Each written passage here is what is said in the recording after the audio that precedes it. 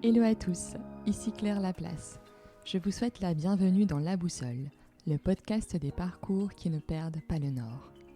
Dans ce podcast, je vous emmène tous les 15 jours à la rencontre des talents du nord de la France. Je suis persuadée que le succès et l'engagement se construisent partout et c'est cette conviction que je veux partager avec vous. Je remercie chaleureusement tous les auditeurs du podcast. Vous êtes près de 6000. Merci. Et tout particulièrement ceux qui ont pris le temps de lui attribuer une note 5 étoiles et de laisser un commentaire sur Apple Podcast. Cela m'aide à faire connaître La Boussole et à développer le podcast en le rendant visible. Alors, si vous appréciez ce travail, notez-le sur Apple Podcast. Aujourd'hui, je vous emmène avec une grande joie à la rencontre de Julie Sauvage, qui a créé la très belle marque de linge de maison Gabriel Paris. Je remercie Clémentine de Roubaix, créatrice d'Apache Collection, que vous pouvez retrouver dans l'épisode 12 du podcast, ainsi que Anne Hertzfelder de l'agence Gazette RP qui nous ont mis en relation. Après un IUT, une école de commerce et 10 ans chez Casamance, où elle a grandi en parallèle de la croissance de l'entreprise, Julie a décidé, lorsqu'elle attendait son 3e enfant, de lancer sa marque de linge de maison, Gabriel Paris. Elle nous dévoile les coulisses de la création de son entreprise, l'accompagnement qu'elle a reçu du réseau Entreprendre, mais aussi de ses proches. Elle nous raconte l'arrivée de Justine, qui s'est faite peu de temps après le lancement de la marque, avec qui Julie est totalement complémentaire, et son premier maison et objet. Surtout, elle nous livre ses doutes, les valeurs à l'origine de Gabriel Paris, ainsi que la démarche écologique responsable qui accompagne la création et la confection de ses produits. Avec Julie, nous avons parlé d'audace, de partage, de créativité, d'impact écologique, de l'importance d'être soutenu lorsque l'on se lance et de sa famille, source d'inspiration pour sa marque. Vous retrouverez dans les notes de l'épisode les liens vers Gabriel Paris.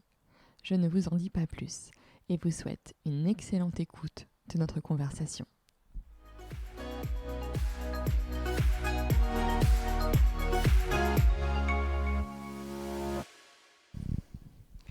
Bonjour Julie.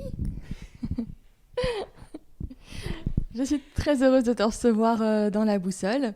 Alors Julie, tu es la fondatrice de la marque Gabriel Paris, qui est une très belle marque de linge de maison. Mais avant de fonder Gabriel Paris, il y a un petit peu plus de 3 ans maintenant, tu as eu une vie bien remplie. Et si tu es d'accord, je voudrais qu'on revienne sur ton parcours. Donc tu as fait une école de commerce à Grenoble, c'est ça ? Tout à fait. J'ai commencé par faire l'IUT à Roubaix. Oui. Et en fait, après la terminale, j'hésitais à faire S-Mode. Et puis, mes parents trouvaient que c'était un petit peu jeune, c'était un petit peu tôt pour partir dans une formation aussi précise, aussi spécifique. Et donc, ils m'ont imposé de faire 2 premières années un petit peu plus générales. Donc, j'ai fait l'IUT à Roubaix. Et suite à ça, je me suis dit effectivement que S-Mode, c'était pas mon truc, que en fait, définitivement, j'avais envie de travailler dans l'univers de la mode en général, mais plus précisément dans la déco. Et donc, c'est pour ça que j'ai postulé dans les ESC. Oui. Avec comme objectif de travailler au développement produit dans la déco. Donc voilà, j'ai fait l'ESC Grenoble, je suis partie à Grenoble et c'était chouette. Et donc tu as fait une année de césure avec un stage chez Chanel, je crois, c'est ça ? Tout à fait. En fait, entre ma 2e et ma 3e année, j'ai fait une année de césure. Donc j'ai commencé mon année de césure, j'ai fait 3 mois de stage dans une agence de pub qui s'appelle Jump. Et ensuite, j'ai enchaîné avec un stage de chef de produit, assistante chef de produit chaussures chez Chanel. Et c'était une super expérience, d'abord très enrichissante en termes de métier, et puis vraiment une belle boîte, super humaine et sympa, quoi. Donc à la sortie de l'école, tu travailles chez Yves Delorme, c'est ça Tout à fait. Ouais. J'ai fait mon stage de fin d'études chez Yves Delorme, où je travaillais pour les licences Calvin Klein et Ralph Lauren. Et donc à la fin de mon stage, Ils m'ont proposé un poste En fait, il n'y avait pas de poste au niveau produit, donc ils m'ont proposé de rester quelques mois, enfin, pour un CDD d'assistante commerciale, ce que j'ai fait. Et puis à la fin de ce CDD-là, j'ai postulé chez Texecor, qui est un groupe, une entreprise qui a plusieurs marques de tissus d'ameublement et de papier peint, dont la marque Casamanche, chez qui j'ai débuté. Et puis après, j'ai enchaîné, j'ai travaillé 15 ans là-bas. D'accord. Donc, tu es passée par plein de postes différents. J'imagine, tu as vu plein de choses. Ouais, j'ai commencé, j'étais chef de produit junior pour une des marques du groupe, donc, qui s'appelle Kamengo. Et ensuite, j'ai enchaîné. Et c'est vrai que quand je suis arrivée, c'était encore c'est une boîte familiale qui a vraiment une croissance très rapide. Donc c'est vrai que quand je suis arrivée en 2005, il me semble qu'on était 70. Et puis quand je suis partie, on était vraiment beaucoup plus nombreux. Donc ça a été vraiment une très belle expérience. D'abord parce que j'étais super bien encadrée par Florence Vermel, qui était ma boss et qui est aujourd'hui directrice artistique de Casamance et des marques et d'autres marques du groupe également. Et donc c'est vrai que j'ai été vraiment challengée par elle et j'ai beaucoup appris à ses côtés. Et aussi parce que c'est vrai que c'était canon, parce que en fait je sais pas comment dire, c'était une période où l'entreprise avait peur de rien en fait. C'est vrai qu'on était en plein développement. On était en plein développement. Ouais. On enchaînait les succès de collection. Enfin, c'était vraiment une belle époque, vraiment. Et puis bon, après, l'entreprise a grandi, et donc ça a été vachement sympa aussi d'aider l'entreprise à se structurer, à travailler les outils, à intégrer de nouvelles personnes, à les manager, tout ça. Donc c'était vraiment une super expérience.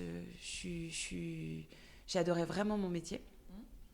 Après, c'est vrai que je voyageais beaucoup, vraiment beaucoup, et que quand je suis tombée enceinte de mon 3e enfant, là, pour le coup, d'un commun accord avec Alex, mon mari, on s'est dit qu'il fallait changer quelque chose. Parce que c'est vrai que là, jusqu'à présent, Alex avait un petit peu plus de temps pour s'occuper des enfants, tout ça, parce qu'en fait, il est médecin. Et donc, les années d'études sont très longues. Et donc, au moment où il s'est installé, là, pour le coup, il avait moins de temps. Et voilà, je savais qu'il fallait que je change quelque chose. Après, c'est vrai que j'adorais mon métier. Donc, et la variété de mon métier, parce que c'est vrai que comme c'était une petite entreprise, l'organisation s'est faite, en tout cas, elle était différente que par exemple dans les centrales d'achat textiles, comme, je sais pas, qui habille, Promode ou Tape à l'œil. Et donc, c'est-à-dire que le chef de marque, il s'occupait vraiment donc de toute la partie produit, le style, le développement, les achats, la mise au point, et jusqu'au marketing, les photos, etc. Donc c'est vrai que ça donnait vraiment... c'était très transverse en fait. Oui, tu avais vraiment une vue globale sur tes produits. C'était peut-être, tu n'arrives pas que à un maillon de la chaîne. Voilà, finalement. tout à fait. Et donc c'est vrai que je me suis dit, si je postule dans une centrale, c'est vrai que je vais devoir me cantonner à une des missions. Et donc voilà, ça a été une période de ma vie où je me suis posé pas mal de questions. Qu'est-ce que je fais ? Est-ce que je postule ailleurs ? Si je postule ailleurs, c'est vrai que comme je viens d'une petite entreprise, peut-être je serais rétrogradée dans un... j'ai pas mal rencontré de personnes, tout ça. Et finalement, en fait, j'ai eu mon 3e enfant. Et puis naturellement, lors d'une insomnie, j'ai eu cette idée. Et puis voilà. Allez, je vais me lancer. Un matin, je me suis réveillée et j'ai dit à Alex, écoute, j'ai une idée. Qu'est-ce que tu en penses ? Je vais lancer une marque. Je lancerai une marque de linge de maison et ça se passerait comme ça avec tel fournisseur. et je ferai ça. Et en fait, en vrai, ça s'est plutôt fait comme ça. D'accord, donc hop, t'as pris la décision et puis après c'était... Et puis après, bah non, quand même, j'ai d'abord eu mon bébé. Puis c'est vrai qu'Alex me poussait beaucoup justement à me lancer et à entreprendre. Et donc d'abord j'ai eu mon bébé, je me suis occupée de mon bébé. Et puis on a emménagé dans une nouvelle maison, donc j'ai vraiment pris le temps d'installer tout le monde. Et puis un peu prendre du temps, parce qu'en fait finalement, le congé mat pour un troisième enfant, c'est 6 mois et c'est vraiment un beau cadeau, parce que c'est pas souvent dans notre vie de femme, de working mom, qu'on a le temps de se poser un petit peu, je trouve. Oui, c'est clair. Donc je l'ai pris vraiment comme une belle parenthèse et j'en ai profité un max. Et puis après, là par contre c'est vrai que j'avais, parce que comme je pense que vous avez dû le sentir, j'ai beaucoup d'affection pour la boîte dans laquelle je travaillais et puis pour les gens avec qui je travaillais. Donc je me suis dit, vraiment il faut que je le dise suffisamment tôt si je m'en vais. Donc là j'ai pris le temps pendant 1 mois de bosser vraiment sérieusement. Donc je m'arrangeais pour faire garder Ambroise, donc mon dernier, et j'allais vraiment travailler à l'extérieur de la maison pour construire mon business plan et puis pour voir si effectivement mon idée était viable et en accord avec le marché. Et ça, tu t'es fait accompagner ou tu l'as fait toute seule Alors, en fait, j'ai contacté le réseau Entreprendre. Oui. Et donc, c'est eux qui m'ont vachement accompagnée dans... En fait, non, c'est pas comme ça que ça s'est fait. Maintenant que... En fait, d'abord, j'ai fait mon business plan, mais qui était un peu basique, on va dire. Et là, pour toute la partie chiffres, je me suis fait accompagner par ma belle-mère qui est expert comptable. D'accord. Donc ça, c'était aide. sympa. Ouais. Après, j'ai la chance aussi d'être dans ma famille, d'avoir pas mal d'entrepreneurs. Donc... notamment mon petit frère et ma belle-sœur qui ont monté la marque Balzac, donc c'est vrai que j'ai vachement pu échanger aussi avec eux, mon beau-frère aussi en tout cas j'ai échangé vraiment avec beaucoup de personnes, mais donc pour le premier business plan, à part pour la partie chiffre, sinon je l'ai fait un peu à ma sauce, mais en tout cas ça m'a permis de prendre la décision et prendre aussi une décision de couple, parce que finalement, c'est aussi... mon premier associé, c'est mon mari. Et donc on a vraiment pris ensemble la décision que j'arrêtais mon travail et que j'allais créer Gabriel. Et donc là, c'était au mois de juin. Et donc là, j'ai fait une pause. Je me suis dit, c'est bon, je me lance en septembre. Je suis partie en vacances. Et en fait, en septembre, tout le monde est reparti à l'école, Ambroise à la crèche. Et là, j'ai vraiment travaillé... et là, c'est à ce moment-là que je me suis donné la deadline de 1 an après, je lançais sur Maison Objet. D'accord. En septembre 2016. Donc, et c'est là que je me suis fait accompagner par Réseau Entreprendre. Ok. Et donc, par Réseau Entreprendre, je me suis fait accompagner... j'ai vraiment eu la chance de rencontrer plein de personnes... hyper intéressante sur plein de... en fait, je leur ai envoyé mon business plan. Et donc, en fonction...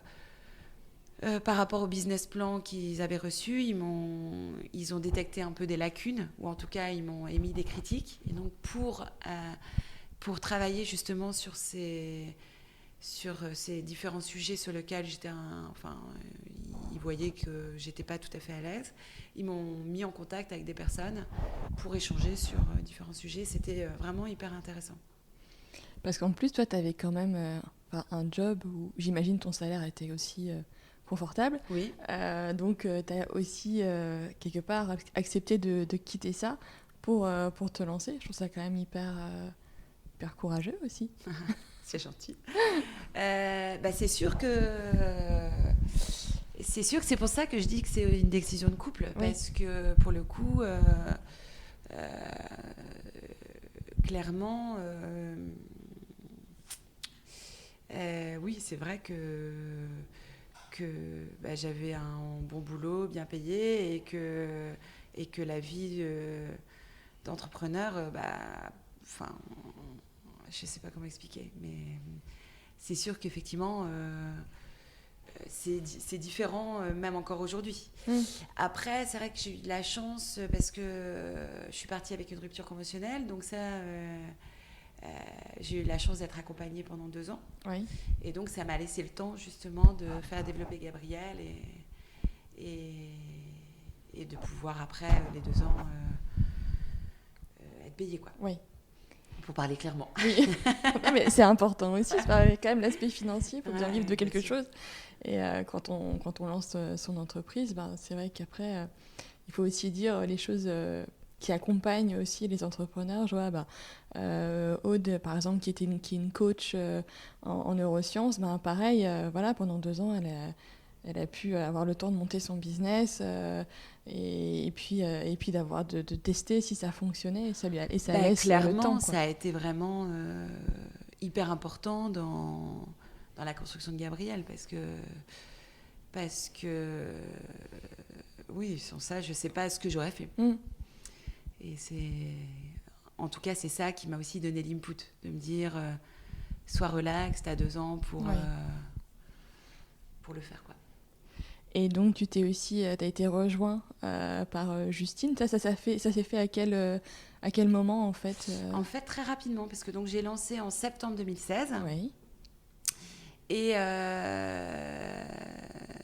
en fait, très rapidement, je pense que c'était au mois d'octobre ou au mois de novembre suivant, j'ai reçu un mail vraiment trop sympa. Et puis, ça m'a vachement interpellée, de Justine qui disait, voilà, on se connaît pas, mais je suis une copine de ton frère Victor. Aujourd'hui, elle travaillait chez Caudalie, donc aujourd'hui, je travaille chez Caudalie. Et puis, en fait, je prévois de rentrer dans le Nord et je suis à la recherche d'un projet entrepreneurial. J'adore ce que tu fais. Est-ce que tu serais d'accord de me rencontrer? Donc, en fait, le mail était vraiment très sympa et je sais pas, vraiment, il m'a vraiment interpellée parce que j'avais été approchée par plusieurs personnes, justement, avec la même démarche. Et vraiment, la démarche de Justine m'a vraiment interpellée. Donc, très vite, on s'est vus 1 fois, 2 fois, 3 fois. Et puis, on a décidé de faire un essai. Et puis, voilà, ça a fonctionné. Et donc, l'avantage, c'est qu'on est vraiment très complémentaires. Parce que moi, je m'occupe de tout ce qui est produit, achat. Et puis, je m'occupe de la gestion générale de l'entreprise. Et Justine, elle s'occupe de toute la partie commerciale. Ok. Donc, on est vraiment très complémentaires. Et puis, c'est vraiment, vraiment très sympa d'être à 2, en fait. Oui, mais c'est sûr, quand on entreprend, c'est bien de ne pas être tout seul, de partager un peu soit la pression, les doutes, ou même les succès aussi. C'est important. Ouais. Et c'est vrai que pour ça, c'est vachement sympa parce que moi, je suis plus quelqu'un qui a des doutes. Je suis toujours en train de tout remettre en question, etc. Même si je m'impose, de par mes expériences passées, de me dire quand la décision est prise, j'y vais. C'est vrai que pour prendre la décision, je ne suis pas très rapide, on va dire. Enfin, tu vois, je suis plutôt du genre à... je suis lente. Un temps de maturation. Voilà. Ouais. Et puis par contre, une fois que c'est fait, là, je déballe. Mais sinon, et c'est vrai que ça, c'est vachement sympa parce que Justine, elle a vraiment la confiance. Donc, comme ça, vous vous complétez bien. Voilà. Ouais, c'est super. Et du coup, comment ça s'est passé, tu vois, ton premier maison et objet, quel accueil tu as eu, quels sont les produits avec lesquels tu es arrivée, comment ça s'est fait? Alors en fait, le premier maison et objet, en fait, dans la gamme Gabriel, on a deux parties, on va dire. On a une gamme d'essentiels qui est composée d'unis et maintenant de rayures, parce que c'est vrai que certaines rayures qui marchent très bien, on les a intégrées dans la gamme des essentiels. Mais donc à la base, c'était une gamme d'unis qui se décline en fait sur différents produits basiques. Donc, par exemple, les housses de couette en 2 tailles, les têtes d'oreiller, les nappes, les coussins. Et donc tout ça, tous ces produits-là sont travaillés dans un nuancier et qui est permanent, mais qui est amené à évoluer au fil des saisons. Donc c'est permanent dans le sens où les magasins peuvent recommander. Mais c'est vrai qu'il peut arriver qu'une couleur s'arrête et que d'autres arrivent, on va dire. Mais d'une manière générale, c'est vraiment une gamme intemporelle et qui est le socle, en fait, de notre collection. Et pour dynamiser tout ça, on sort des collections capsules à chaque saison. Donc, on présente au magasin une fois par saison lors de Maison Objet.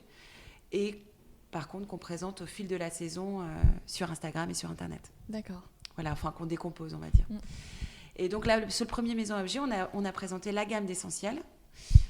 Donc, qui était quand même importante parce que j'avais déjà, il me semble, je ne sais plus exactement, mais peut-être 9 couleurs de lin et 4 couleurs de coton. Donc, c'était déjà... Oui, une belle profondeur. Déjà une belle profondeur. Et puis, on a présenté une capsule qui s'appelait Luxe, Calme et Volupté. Et avec un imprimé et un plaid, qui est celui-ci. Et donc, voilà. Donc le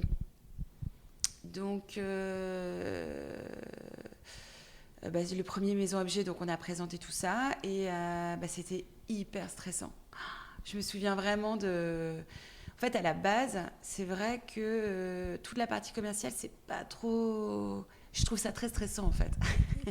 De quoi? De devoir convaincre Convaincre, ça va, parce que c'est vrai que quand je suis quand je suis sur un salon et que l'environnement... donc on le fait vraiment très sérieusement. Maison Objet, c'est vraiment un... je sais pas si tu as déjà été ou pas, mais... Si, mais c'est vrai que c'est assez énorme, et puis c'est vraiment le salon de la déco, et puis tout le monde investit beaucoup d'énergie et même d'argent dans son stand, donc c'est vraiment un salon très qualitatif, et donc forcément j'avais mis beaucoup de temps, de cœur, et en tout cas je m'étais donné les moyens d'avoir un beau stand. Donc c'est vrai que sur Maison Objet, quand le stand est beau, etc., je suis à l'aise de présenter mes produits sans souci, mais c'est vrai que malgré tout, c'est un enjeu hyper important pour nous, et donc je suis très stressée. Voilà. Après, au fil de la journée, les clients viennent et reviennent au fil des saisons, etc. Donc évidemment, j'ai plus la même pression. Ouais. Et voilà, mais c'est vrai que le premier salon, j'étais vraiment très stressée, surtout pour la petite anecdote. Donc mon papa, gentiment, était venu pour toute la durée du salon, parce que c'est vrai que c'est long d'être pendant 5 jours. Enfin, ça dure. Il y a 2 jours de montage plus 5 jours de salon. Ouais. D'être 5 jours toute seule sur son stand, c'est vraiment long. Et puis en plus de ça, j'ai pas beaucoup d'expérience commerciale, alors que forcément mon papa en avait plus. Forcément. Et puis en plus de ça, il y a des moments, effectivement, il y a du monde et on a besoin d'être 2, en fait. Donc mon papa était venu pendant toute la durée du salon pour m'aider. Et donc, on dormait à Senlis. Et en fait, on s'était garé sur la place de Senlis. Et sauf qu'en fait, donc c'était le premier jour du salon, c'est toujours un vendredi. Donc, le vendredi, il y a marché sur la place de Senlis. Et là, en fait, on a failli m'embarquer ma voiture en fourrière. Oh, punaise. L'angoisse. Et donc, heureusement, je suis tombée sur vraiment quelqu'un de gentil et en fait, j'avais le bordereau pour rentrer dans le parking de Maison Objet. Et dessus, il y a le numéro de téléphone. Donc, cette personne, hyper gentiment, m'a appelée pour me prévenir. Et 1 fois, 2 fois, et en fait, mon téléphone était en vibreur. Finalement, je me suis réveillée. Et heureusement, ma voiture n'est pas partie en fourrière, parce que sinon, je pense que... on serait arrivé, mais en tout cas, ça aurait été... plus compliqué. Ouais, voilà. Mais en tout cas, ça s'est plutôt bien passé. La première session, on a marqué des commandes. Tout ça. Après, c'est vrai que dans le business plan que j'avais fait à l'origine, j'avais espéré plus de commandes directement sur le salon.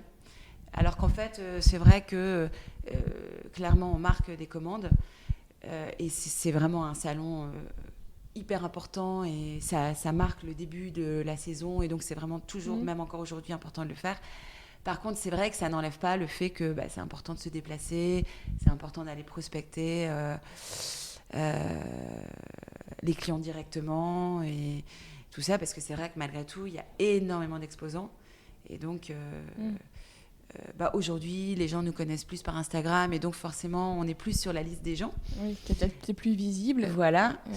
Et puis, on est mieux placé, parce que c'est le jeu. Hein. On démarre au bout du hall, et puis au fur et à mesure, on se rapproche. Ouais. Et donc voilà. Et sur cette première collection, j'imagine aussi que tu as dû trouver tes fournisseurs. Donc tu avais ton expérience chez Casamance, est-ce que ça t'a donné des entrées chez certains fournisseurs ou tu as dû repartir complètement de zéro? Ah non, clairement, même encore aujourd'hui, j'ai Ouais. vachement de chance parce que, en fait, là, quand je me suis réveillée ce matin-là où j'ai eu cette idée, j'ai dit à Alex, bah, écoute, je vais partir avec tel fournisseur, etc. Donc le business plan, je l'ai fait en partant avec un autre fournisseur avec qui je ne travaillais pas via Casamance. Parce que c'est vrai que d'abord, je n'avais pas envie de mettre mal à l'aise le fournisseur avec qui j'avais l'idée de travailler, en sachant que je n'avais pas encore prévenu Texecor. Et parce que si j'avais pas envie de le faire si jamais Texecor n'était pas d'accord. Donc en fait, quand j'ai posé madame, je leur ai dit, bah voilà, je compte travailler avec un tel, est-ce que c'est un souci? Ils m'ont dit non, pas de souci. Et donc j'ai travaillé avec cette personne qui est vraiment... une personne en qui j'ai vraiment confiance, qui est une personne qui est éthiquement très bien. Je veux dire, c'est vraiment une entreprise éthique. Oui, parce que je n'ai pas précisé, c'est une entreprise qui est en Inde. D'accord. Et donc, c'est vrai qu'en Inde, tu as différentes entreprises plus ou moins éthiques. Et eux, je sais que vraiment, c'est vraiment une très bonne entreprise avec des très bonnes conditions de travail. Et ça, dès le départ, c'était vraiment important pour moi disons que je me suis rendu compte que j'avais la chance de travailler à partir d'une page blanche et que j'avais envie de travailler dès le départ dans une démarche responsable et ne travailler qu'avec des fournisseurs avec une éthique irréprochable. Et donc même encore aujourd'hui, c'est vrai qu'au fur et à mesure, ma gamme s'étoffe et j'ai la chance de travailler avec des fournisseurs de plus en plus variés. Et c'est sympa justement parce que en travaillant avec Casamance, qui est vraiment un éditeur incontournable dans le tissu d'ameublement, j'ai la chance d'avoir un réseau de fournisseurs qui est très important. Et aujourd'hui, encore, ils me connaissent et donc ils sont partants pour travailler, même avec des minimums pas très importants. Oui. Et sur les matières, donc c'est principalement du lin et du coton? Alors, je travaille principalement des matières naturelles. Oui. Encore une fois, c'est vrai que sur la page blanche que j'ai écrite, je me suis vraiment dit que j'avais envie de prioriser les matières nobles et naturelles. Et donc, honnêtement, 80% de ma gamme est en lin, et donc qui est une matière naturellement responsable, naturellement écologique. Et ensuite, je travaille du coton, un peu de viscose, et c'est tout. Oui, puis en plus, le lin, c'est quand même une matière dans le temps qui... Je crois qu'il prend que des fibres longues, je crois, oui, c'est ça. Donc ça résiste beaucoup mieux à la vie de façon générale. Ouais, en fait, les fibres de lin qu'on utilise sont effectivement que des fibres longues. Et donc, effectivement, ces fibres... Elles sont destinées vraiment aux produits haut de gamme. Pourquoi ? Parce qu'elles ne pluchent pas et elles sont vraiment... elles vieillissent très bien dans le temps.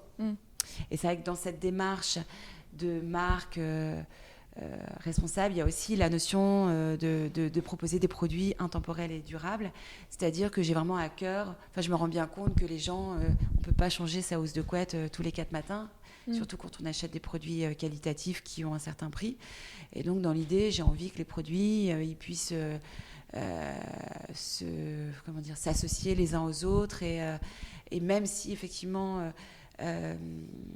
aujourd'hui, je travaille beaucoup de rayures et d'imprimés, j'ai vraiment à cœur de les travailler dans des harmonies de couleurs qui peuvent s'associer les unes aux autres et donc de matcher les imprimés, matcher les couleurs d'une saison à l'autre.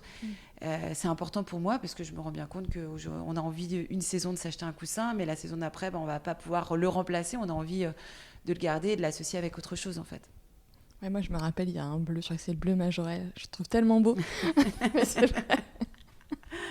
Je trouve qu'il est magnifique. Par exemple, le bleu Majorelle, il existe depuis donc 4 ans, parce que je l'ai lancé sur le premier Maison Objet.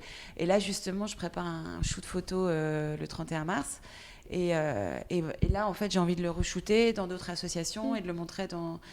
Et je trouve que c'est justement important, cette notion dans la maison. C'est vrai que c'est pas comme dans la mode, les vêtements, on s'en lasse. Non, la maison, en fait, Enfin, moi, en tout cas, c'est ma démarche dans ma maison. Chaque objet a vraiment sa place et est amené à durer dans le temps. Et peut-être il va passer dans le salon, puis dans la chambre d'un enfant. Puis, en tout cas, je trouve que c'est important ce côté intemporel. Et après, tu as fait aussi des très chouettes collaborations.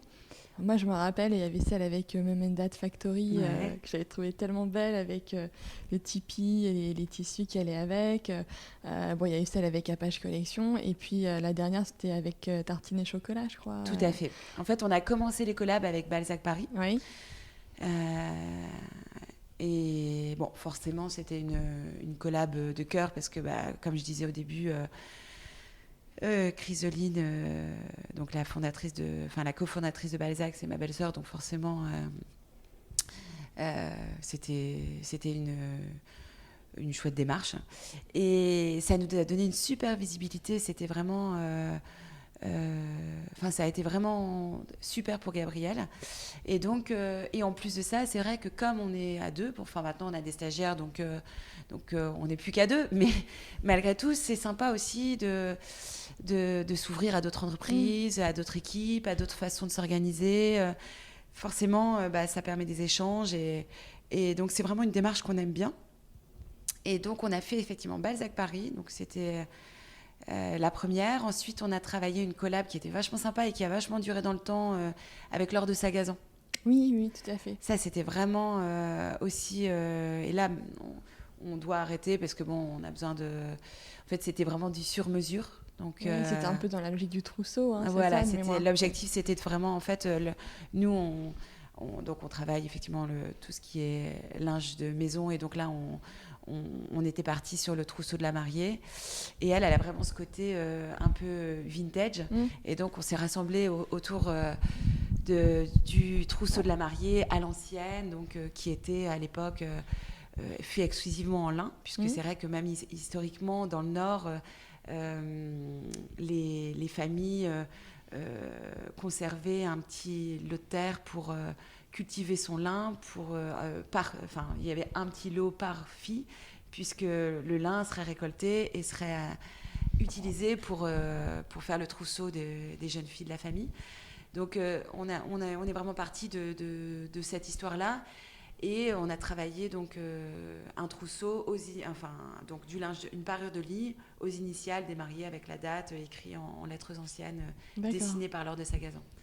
Donc ça, c'est vraiment aussi une chouette collab. Et effectivement, on a enchaîné avec Mom and Dad, avec Apache, avec Tartine et Chocolat. Et à chaque fois, en fait, c'est très sympa parce que donc c'est des co-créations en fonction des en fonction de la manière de travailler des gens. Soit, par exemple, là, la dernière qu'on a fait avec Apache, c'est vraiment une co-création. On dessine ensemble les dessins, on fait ensemble les modèles. Après, par exemple, avec Tartine, il voulait vraiment travailler une collection, entre guillemets, Gabrielle. D'accord. Donc là, j'avais plus la main. Et bien sûr, effectivement, c'est tout ça dans une charte créative. Oui, on va dire ça comme ça. Ça doit répondre à la charte de création de Tartine. Mais donc à chaque fois, c'est vraiment une démarche hyper intéressante et hyper enrichissante. Et ensuite, sur la distribution, donc il y a à la fois le site internet de Gabrielle, et puis après, il faut trouver des boutiques. Donc ça, c'est plus la partie de Justine. Ouais.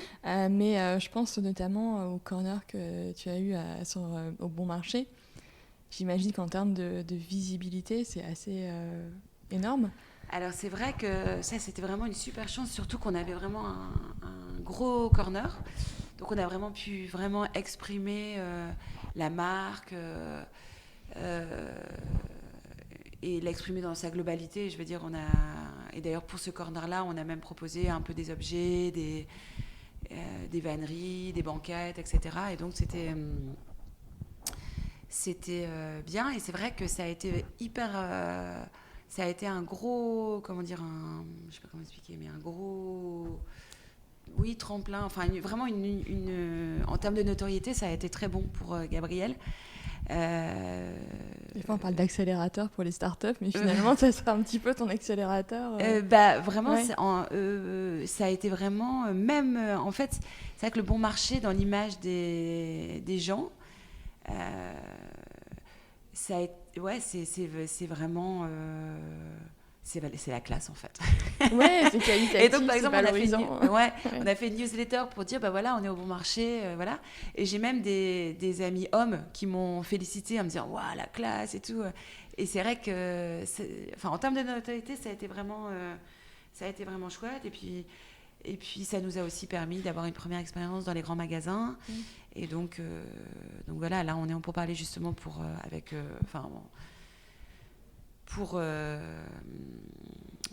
justement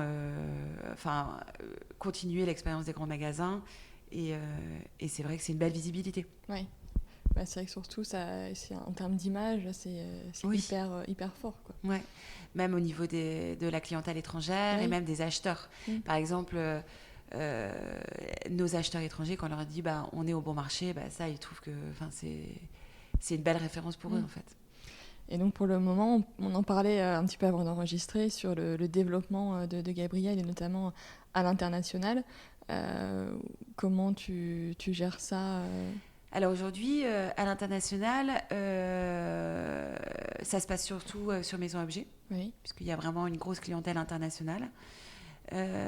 Après, sur Maison Objet encore, on a trouvé donc une agent en Hollande. Et c'est vrai que ça marche bien, dans le sens où l'agent est vraiment impliqué et en phase avec l'image de la marque. Et donc, on souhaite vraiment justement développer ce biais-là, trouver des agents à l'international pour développer. Parce que c'est vrai que sur Maison Objet, les clients ne viennent pas de manière systématique, ou ils viennent de manière systématique, mais en tout cas, ce n'est pas systématique qu'ils viennent de manière systématique. Ouais. Et donc, c'est vrai que on pense que vraiment d'aller à la rencontre des magasins, c'est toujours bénéfique. Donc, en tout cas, en Europe, on aimerait vraiment développer notre réseau d'agents. D'accord. Et après, en France, donc il y a à la fois le site internet, et puis tu es dans des boutiques. Là, nous, on est à Lille, mais je crois que j'étais chez Little & Tall, il y a un peu de tes produits. À Lille, on est chez Soenlo à Saint-André, on est chez Little & Tall à Bondu, on est chez des mères de famille à Bondu aussi, et chez Little & Tall à Lille, n'importe quoi, j'ai dit à Bondu, je pense. Donc on est bien représenté. Après, je me souviens plus trop parce que c'est pas moi qui m'occupe de cette période, de cette partie. On est chez Please aussi à Lambersart. Et donc aujourd'hui en France, on est plutôt bien représenté parce qu'on a une 50aine de points de vente. Donc c'est bien. Et c'est Justine qui s'occupe de la France. Et cette partie-là, pour l'instant, on a vraiment le souhait, en tout cas en France, de le garder parce que c'est vrai que ça nous donne. D'abord, aujourd'hui, on arrive pas mal à fidéliser notre clientèle. Donc, c'est vrai qu'on n'est pas obligé de se déplacer tout le temps. Voilà. Mais à contrario, Justine, elle a vraiment à cœur de se déplacer et d'aller voir les magasins, d'échanger avec eux, de se rendre compte de leurs besoins, et puis aussi de sentir le marché. Oui. Et c'est hyper important. Et donc, aujourd'hui, en tout cas, on pense s'organiser comme ça. Et sur la démarche responsable aussi, donc tu parlais à la fois donc de la partie production, confection, de travailler avec des partenaires qui respectent on va dire des conditions de travail qui soient décentes, etc. Et après, aussi toute la partie emballage. Je crois que c'est un point aussi qui te tient à cœur là-dessus, d'avoir des emballages éco-responsables, de réutiliser des chutes aussi, le tissu. Tout à fait. Tous les emballages, effectivement, ils sont recyclables. Et après, effectivement, mais ça, c'était dès le début, en fait, toutes les chutes de tissu, on les utilise pour faire en fait, nos housses de couette sont livrées dans des petits pochons qui peuvent après servir de sac à culotte, de sac à chaussettes, pour le vrac. Voilà, tout ça. Ouais. Et donc, toutes nos housses de couette et nos nappes sont livrées dans un petit pochon. Et effectivement, ça nous permet de ne pas avoir de chute, en fait. Et d'utiliser tout. Et voilà. Et après, c'est vrai que cette démarche responsable, elle est dans les... comment dire, c'est vraiment une démarche qu'on a eue depuis le début. Mais aujourd'hui, on tâche de la mettre plus en avant. Parce que c'est vrai que, en fait, comme je disais, ça s'est fait comme une évidence. Aujourd'hui, quand on a la chance de démarrer avec une page blanche, on est tous très sensibilisés on est tous beaucoup plus éduqués que ce qu'ont été nos parents. Ouais. Donc, en fait, c'est vrai que naturellement, ça s'est fait. Les choses qui changent aujourd'hui, c'est qu'aujourd'hui, je communique beaucoup plus sur ce qu'on fait. Alors qu'en fait, avant, on le faisait, mais on ne le communiquait pas forcément. Oui. Donc aujourd'hui, par exemple, je mets en avant que tous les ateliers en Inde avec lesquels je travaille, ils sont agrémentés SMETA, donc qui est un audit international et qui valide effectivement que l'entreprise respecte bien les conditions de travail. C'est un audit qui est vraiment très, très, très sévère et très strict. Et donc, c'est quelque chose que je mets en avant aujourd'hui, alors qu'avant, je le savais, mais je ne le mettais pas forcément en avant. Et pourtant, ça fait partie de mes critères de sélection. Oui, c'est un peu dans l'ADN de ta marque. Voilà. Et là, la nouveauté aussi, c'est qu'on lance une collection pour enfants qui s'appelle Green and Kids et qui est labellisée GOTS et certifiée Oeko-Tex. Et donc voilà, parce que c'est vrai que pour le lin, il n'y a pas spécialement de label, en fait. C'est vrai que le lin...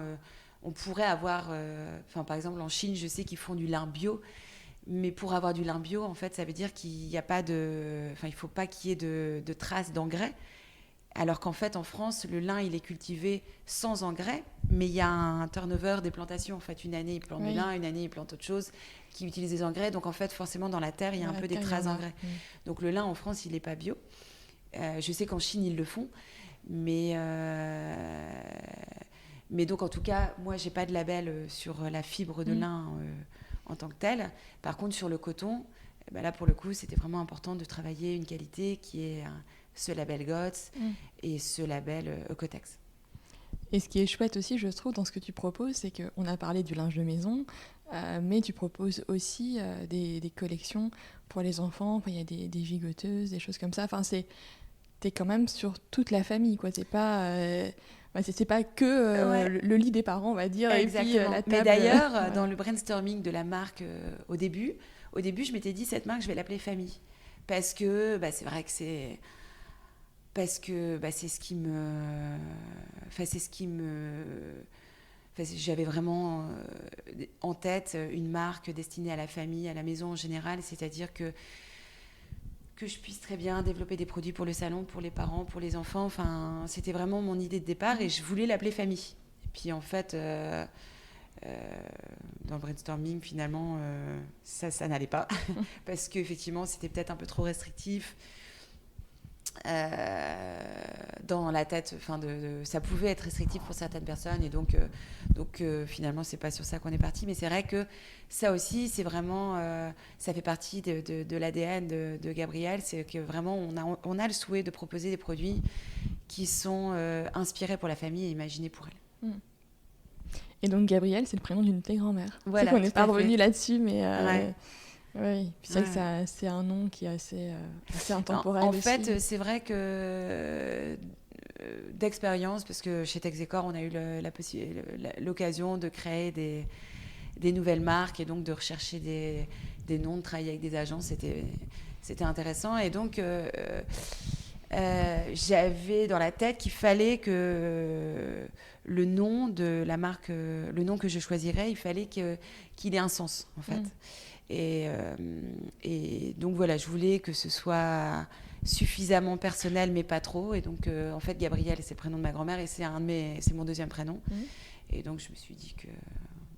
Voilà, et puis en fait, dans l'idée aussi, je voulais que ça sonne bien à l'international. Et donc, Gabrielle, c'est très facilement prononçable. Et en plus de ça, ça fait référence à des femmes...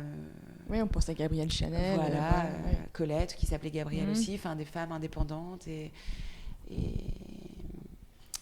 entrepreneurs. Et donc, je trouvais que c'était des belles références.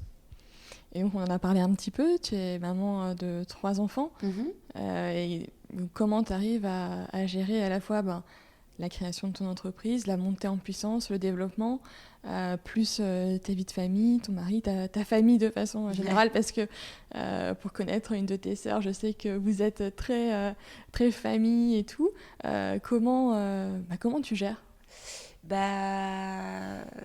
Déjà dès le départ, encore une fois, avec Alex, on a fait le pari de garder la même organisation. Donc, en fait, il y a Nathalie qui s'occupe des enfants, qui va les chercher à l'école et qui les garde le mercredi. Donc, j'ai fait le choix de continuer à travailler à plein temps, sauf que j'arrête à 16h le mercredi et à 16h le vendredi. Parce que c'est vrai que j'avais vraiment ce truc que de ne pas aller chercher mes enfants à l'école, ça me pesait en fait. J'avais envie au moins une fois dans la semaine d'aller chercher mes enfants à l'école. Et donc on a gardé en tout cas la même organisation, un peu aménagée, mais en tout cas, je me suis vraiment mise à 100% dans le développement de Gabriel. Et après, en fait... ce qui est vachement bien, c'est que les bureaux sont... Enfin, j'ai des bureaux séparés, mais qui sont quand même à la maison. Donc, je pense, clairement, en tout cas, dans la tête de mes 2 aînés qui ont connu l'avant et l'après, ils se rendent compte de la chance. Enfin, je ne sais pas si encore aujourd'hui, maintenant, ça fait 4 ans, donc peut-être que maintenant, ils l'ont oublié. Mais en tout cas, au début, ils se sont rendus compte de la chance que je sois à la maison, parce qu'effectivement, je travaille. Et ça, c'est quelque chose qu'ils ont vraiment respecté. Je veux dire, sauf cas exceptionnel, ils viennent pas me voir. Enfin, je veux dire, le mercredi matin, ils sont là. Moi, je suis dans mon bureau et je suis pas dérangée. Mais par contre, c'est vrai que s'il y a un souci, s'il y a un problème de conduite, ou si ça me donne une flexibilité qui est géniale. Et aujourd'hui, je sais qu'on doit bouger parce que maintenant, on est quand même plus nombreux et que c'est quand même ma maison. Donc, en termes il faut qu'on bouge. Et donc, c'est un projet, on va déménager en septembre. Vraiment, mon point le plus important, c'est de rester dans mon quartier. Oui, de ne pas partir trop loin. Pour garder cette flexibilité, parce que aujourd'hui, c'est vrai que je travaille autant qu'avant, même plus, clairement beaucoup plus, puisque c'est vrai qu'en tant qu'entrepreneur, on n'est jamais vraiment en vacances, par exemple. Ouais. Des connexions compliquées. C'est pas possible. Et donc voilà, mais par contre, ça me permet vraiment d'être là quand il faut pour mes enfants. Et en tout cas, c'est vraiment... ça me conforte tous les jours d'avoir pris la bonne décision de m'être lancée. Oui. Et on parlait aussi au tout début du réseau Entreprendre qui t'avait accompagné. Et c'est vrai que pour avoir échangé avec plusieurs invités du podcast, et on en parlait même avant de commencer l'enregistrement, il y a quand même un vrai écosystème très bienveillant autour des personnes qui entreprennent dans le Nord. Est-ce que toi, tu veux partager un peu ton expérience là-dessus, ton ressenti Clairement, déjà, le point de départ, c'était effectivement via Réseau Entreprendre. J'ai rencontré... je sais pas, au moins une quinzaine de personnes que je ne connaissais pas, qui ont pris 1, 2, même de temps en temps 3 heures de leur temps, rien que pour me mettre le pied à l'étrier, pour m'aider. C'est des personnes que j'ai pu rappeler ensuite si j'avais des questions supplémentaires. Non, franchement, c'est hyper touchant, justement, la bienveillance des gens, justement, dans la création des projets. Après, c'est vrai que dans mon réseau, en plus... j'avais aussi d'autres personnes avec qui j'ai pu échanger. Et puis après, il y a eu l'aventure Instagram. Oui. Ça, c'est aussi, moi j'ai 40 ans. J'ai démarré Instagram justement lors de mes insomnies de grossesse parce que j'arrivais pas à dormir et que comme j'avais en tête qu'il fallait que je change, je me suis dit, il faut que je me mette à la page. Je me suis inscrite sur Facebook, je me suis inscrite sur Instagram. Mais j'étais pas du tout branchée réseaux sociaux avant. Et donc c'est vraiment avec Gabriel que je me suis lancée sur les réseaux sociaux et c'est pareil sur Instagram, c'est vraiment génial en fait le support, la bienveillance des gens, ça porte énormément en fait. Oui, et puis maintenant, il y a quand même une très grosse communauté autour de Gabriel Paris. Jamais suffisante. Ouais, mais bon, elle est quand même déjà importante. mais oui, on a 20 000, bientôt 21 000 followers, donc c'est bien. Et après, c'est vrai que peut-être, je pense que plus plus la communauté grandit, plus la communauté devient critique, je pense. Moi, en tout cas, aujourd'hui, je suis vraiment dans le monde des bisounours, quoi. Les gens sont trop gentils, c'est hyper encourageant et ça porte vraiment... Oui, ça te nourrit au voilà. quotidien, quoi. Ouais.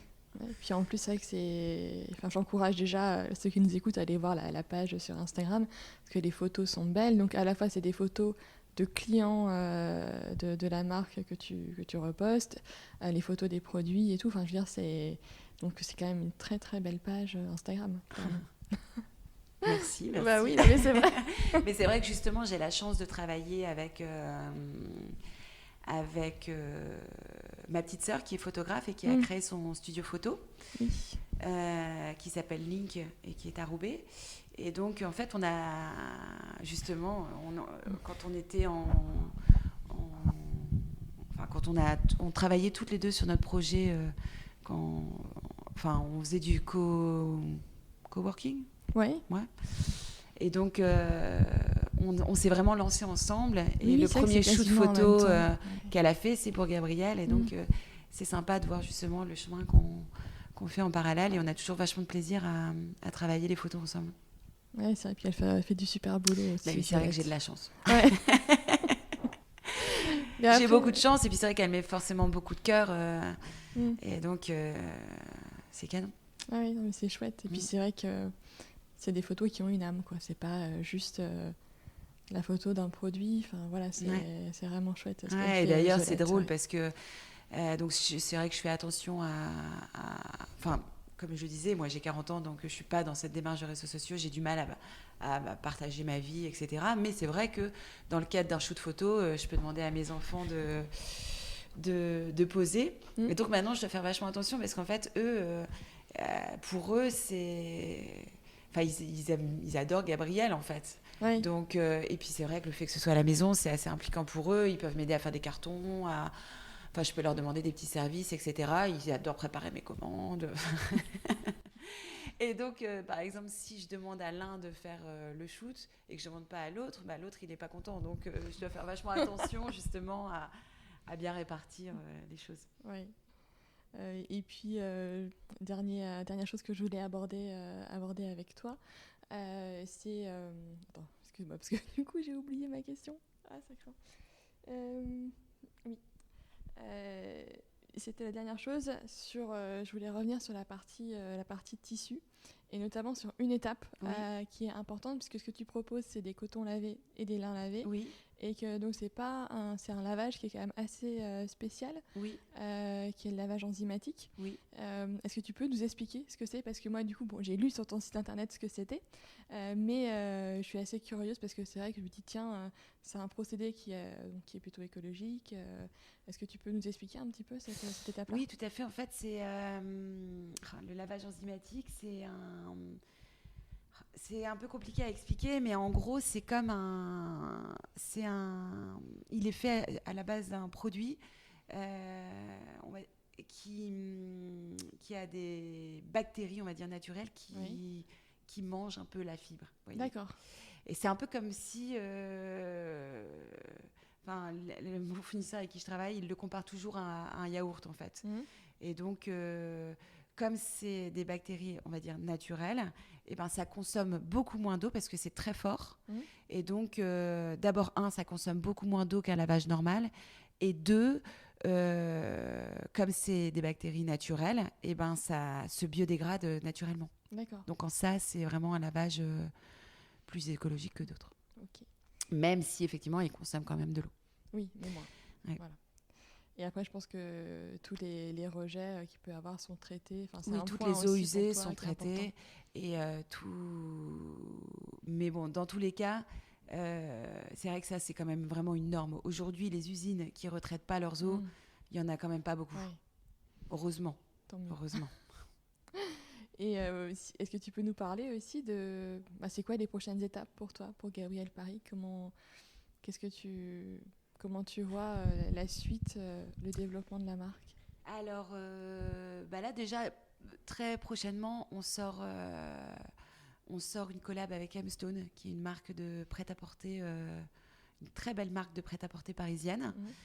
Donc là, qui va sortir pour la Fête des Mères. Donc ça, c'est un chouette projet à court terme. Et on a d'autres projets de collab avec des marques plus importantes. Donc ça, c'est aussi des chouettes projets. Après, dans mes rêves, effectivement, j'aimerais bien développer Gabrielle pour qu'elle soit vraiment une marque globale et non pas que textile de décoration. D'accord. Donc, pourquoi pas du mobilier, des objets, tout ça. Donc, dans mes rêves, c'est ça. Après, à quel terme, je n'en sais pas encore. D'accord, super. Merci beaucoup, Julie. Merci à toi. Et je vais te poser les quelques questions rituelles du podcast. Moi, je suis une très grande lectrice. J'aime aussi beaucoup le cinéma. Et donc, je voulais savoir si tu avais un livre ou un film à conseiller à nos auditeurs. Alors, il y a un livre qui m'a vraiment marquée et que j'adore. Et pourtant, ça fait plusieurs années que je l'ai lu, qui s'appelle « Et si la lune éclaire nos pas ». C'est l'histoire d'une maman afghane qui fait tout le chemin vers la France pour sauver ses enfants. Et c'est un livre qui m'a vraiment beaucoup touchée. Et ensuite, là maintenant, il y en a deux autres qui me viennent. J'ai énormément aimé La Tresse aussi. Et là, récemment, j'ai lu un livre qui s'appelle, pendant les dernières vacances, qui s'appelle Le consentement. Oui. Et ça m'a vachement touchée aussi. En fait, c'est vrai que je ne lis qu'en vacances. Et mes enfants me demandent toujours de leur raconter mes livres. Mais je ne peux pas lire un chapitre sans raconter exactement le chapitre. Et donc, c'est toujours les livres qui me marquent le plus. Finalement, c'est le livre à partir duquel j'ai eu les discussions les plus intéressantes avec mes enfants. Et donc, ces 3 livres, ça m'a vraiment... Le premier, parce que ça fait parler effectivement de la chance qu'on a aujourd'hui de vivre en France, le statut de la femme en Afghanistan, et puis même la force de l'amour d'une maman pour faire venir, d'être exilée. C'était vraiment un parcours incroyable. La Tresse, c'est pareil, c'est 3 parcours de femmes vraiment extraordinaires. Et le consentement, ça fait vraiment... c'est l'histoire de l'écrivain, je ne sais plus, Brejnev, quelque chose comme ça. Gabriel Matzneff. Voilà, c'est ça. Et la pédophilie, ça, c'est pareil. Ça a vraiment été un bon support de discussion avec mes enfants. Et donc, c'est ces 3 livres qui m'ont le plus marqué. Et voilà. Et après, est-ce que dans tes journées, tu as des rituels, des moments qui sont importants? On parlait donc d'aller chercher tes enfants une fois par semaine à l'école, qui est un point important pour toi. Alors, le moment important, c'est justement quand je conduis mes enfants à l'école. Oui. Parce que c'est vrai que j'ai la chance de tout faire à pied, et donc je les conduis à pied. Et donc, les grands maintenant, Lila, maintenant qui est en 6e, elle y va toute seule. Donc, je suis... c'est différent. Auguste, c'est vrai que la route est vraiment très courte puisque j'ai qu'à traverser l'allée, donc voilà. Mais en tout cas, Ambroise est un peu plus loin. Et c'est vraiment un moment que j'adore. D'abord parce qu'à l'allée, je peux discuter avec lui. Enfin, c'est toujours des bons moments. Et au retour, je peux discuter avec des gens. Et des copines et tout ça. Et c'est toujours sympa. C'est vrai que finalement, je ne sors pas beaucoup de chez moi. Donc, c'est un moment que j'adore. Et c'est un moment où je prends l'air. Et c'est un moment privilégié. Et enfin, cette émission s'appelle La Boussole. Donc la boussole, ça indique une direction, le nord en l'occurrence. Est-ce que toi, tu aurais envie de faire passer un message ?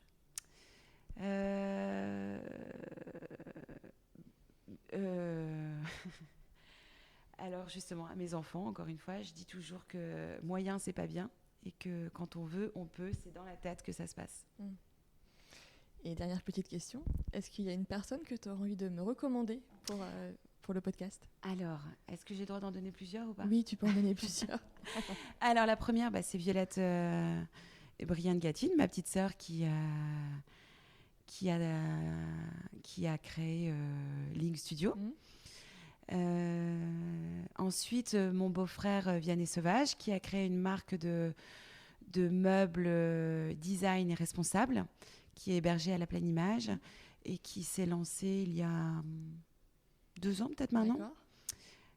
Donc voilà. Et voilà quoi, les entrepreneurs de mon entourage. Merci beaucoup Julie, merci pour ton temps. Merci à toi. Et écoute, à bientôt. À bientôt.